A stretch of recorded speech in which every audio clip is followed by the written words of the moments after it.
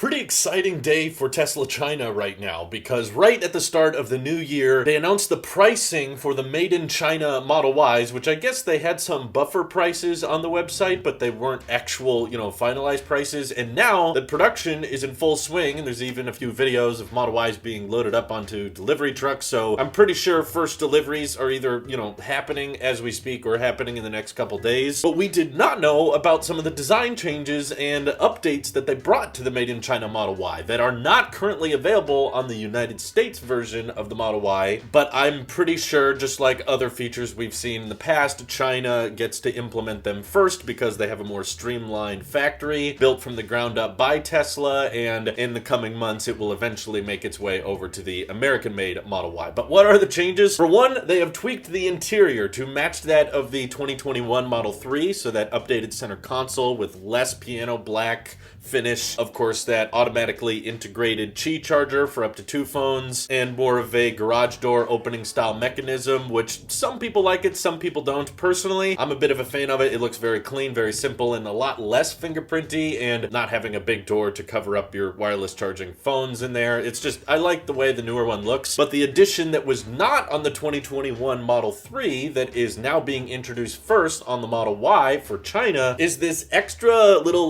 wood paneling on the door side. So blink once and you might miss it, but yeah, that big wood trim on the front of the vehicle now expands to the driver and passenger side doors. And yes, if you get the white interior, that white trim expands to the sides as well. Personally, I'm kind of confused why they did this. I mean, aesthetically it looks fine, wouldn't really bother me very much in a vehicle. I just hope that this addition of the added trim on the doors was not an expensive one, because I'm all about, make the design more efficient, and best part is no part. So if there's part of the vehicle we can remove that doesn't need to be there, go ahead and remove it. And I'm hoping it doesn't cost China too much to add those things on the doors. I'm sure it's probably just a few pennies, but a design change nonetheless that will most likely find its way into the American-made Model Y in time. And they've also now officially added a heated steering wheel, which has been a huge request for a long time. Many people have wanted a heated steering wheel on the Model Y ever since it first came out. Hasn't found its way into the American-made Model Ys yet, but it is officially now a thing. It's listed on the website, and the Model Y is also rocking an HEPA air filtration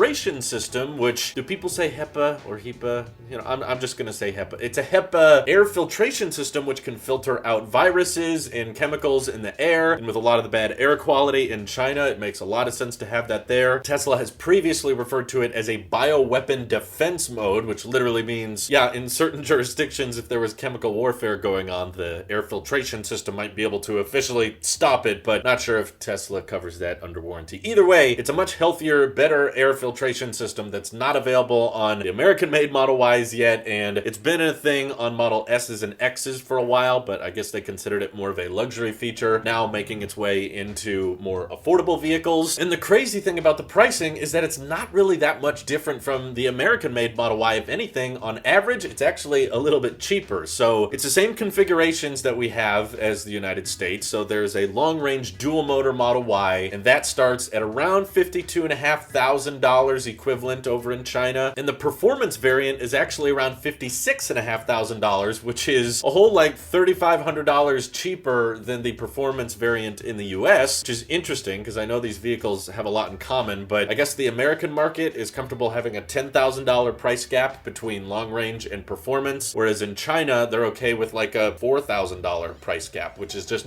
kind of interesting. But rumors we're hearing right now are that the demand for the Model Y, now that the official pricing has been announced, is insanely good, exceeding people's expectations. In fact, a few rumors are going around right now that in just the first 10 hours of Tesla updating the Model Y webpage, they have seen over 100,000 reservations, which, yes, if you're curious, is coming pretty close to the annual output capacity of the second phase of Giga Shanghai, meaning that if this type of demand keeps coming in, and this is just day one we're talking here, we are most likely going to see within just a few days more Model Y Y reservations than Tesla is capable of building at Giga Shanghai within a single year, which should be around 150,000 units. So there is an insane amount of demand. Tesla's going to have a really, really hard time building these things fast enough. And I feel bad if any of you were hoping to get a Model Y and you're in China, because if you haven't ordered one yet, you're most likely going to get pushed way, way back on delivery time. So once again, Tesla has a huge demand problem, and the Chinese market is a huge one for cars, and they seem to be brutal towards their competition. A lot of people were thinking about NIO and XPeng over in China, which is their most well-known electric vehicle competitors. And now, with these updated prices, the Model Y is oftentimes cheaper than what NIO is offering with a better range. And now there's rumors brewing that people are canceling their NIO orders to go with the Model Y because the price is just so dang good and the range is so impressive. And now, of course, we've got the heated steering wheel, we've got the updated interior, we've got the air filtration system. This is just going to be an absolute cash cow for Tesla, knowing how lower the operating costs are in China and how much more efficient the Model Y is to build. That's likely how they were able to add some of these features to the Model Y, because they were able to cut down costs of other aspects of the vehicle. And I've also read that they're bringing a lot of these features to the Model 3 in China as well, but I'm not exactly sure which are coming over. But I will definitely keep you guys posted as soon as I find out. Sounds like Tesla is starting out the year with a huge bang with the Made in China Model Y, with super duper price competitive vehicles with excellent range and excellent feature set. And China is once again leading the way of assembly and making the best electric vehicles in the world. Hopefully we can get some of that awesome China quality control as well brought to the Fremont factory, and a lot of the features that they added, like the filtration system and the heated steering wheel. But I guess if you don't like the updated interior, maybe they don't bring that, you know? Maybe in time they just decide the interior for the Chinese Model Y will just be different and have a little bit more style on the sides than the American-made Model Y. Which interior do you guys prefer? Feel free to let me know. Thank you all for watching, and a big thank you to Nick and Sweeney, co-host of the Tailosive EV podcast, for developing this cool little outro we have for the EV channel now. Check it out.